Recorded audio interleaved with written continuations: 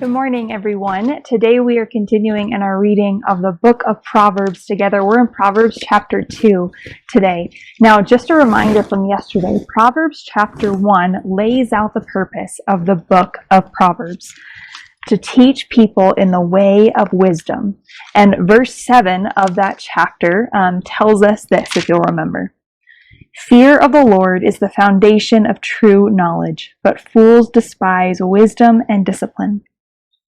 So the beginning of knowledge is the fear of the Lord. Wisdom comes from God. Now in Proverbs chapter 2, Solomon urges the reader to seek wisdom diligently. Attaining wisdom necessitates action on our part.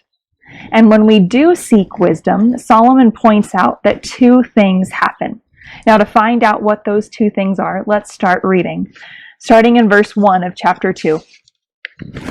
My child, listen to what I say and treasure my commands. Tune your ears to wisdom and concentrate on understanding. Cry out for insight and ask for understanding. Search for them as you would for silver. Seek them like hidden treasures. Then you will understand what it means to fear the Lord, and you will gain knowledge of God.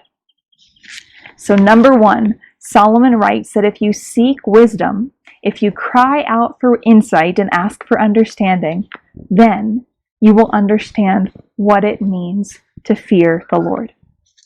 Remember what we read yesterday and at the beginning of our time together, though.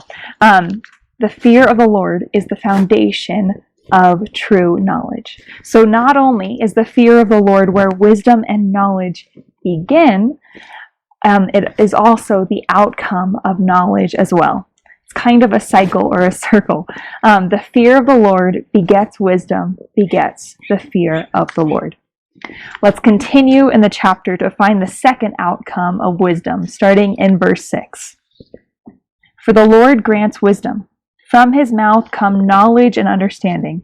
He grants a treasure of common sense to the honest. He is a shield to those who walk with integrity. He guards the paths of the just and protects those who are faithful to him.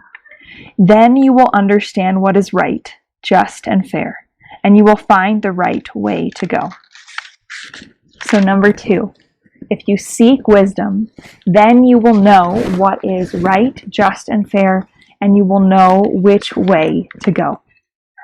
I think this hits on what most of us are seeking when we are asking God for wisdom. Do any of these questions sound familiar to you? God, please show me what to do. Or what choice should I make? Or is this the right path for me or my family? Finding the right way begins with heeding wisdom. These words show that wisdom is something to be diligently sought after. Solomon uses these active words to describe how we go about attaining wisdom from God. It is God who gives wisdom. It reminds me of a verse out of James that we're going to read here. It's James chapter 1, verse 5, if you want to flip there in your Bible. But James writes, if you need wisdom, ask your generous God, and he will give it to you. He will not rebuke you for asking. God gives wisdom. It is something to be actively sought after, though.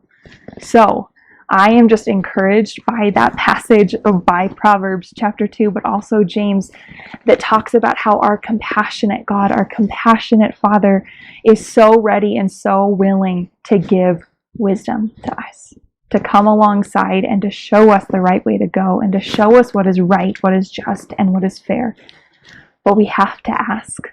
It is an active asking on our part. So, today, go to your compassionate, loving, generous God and seek his wisdom above all the other wisdom that we can find in the world, because we know there are a lot of different sources that are trying to give us wisdom. And then, as we read today, then you will know what it is to fear the Lord and to know what is right, just, and the right way to go. I hope you have a great rest of your day, and I will see you next time. If these devotional videos are helpful to you, Subscribe to our channel and click the notification button so you know when we post a new video. And of course, please share them with others.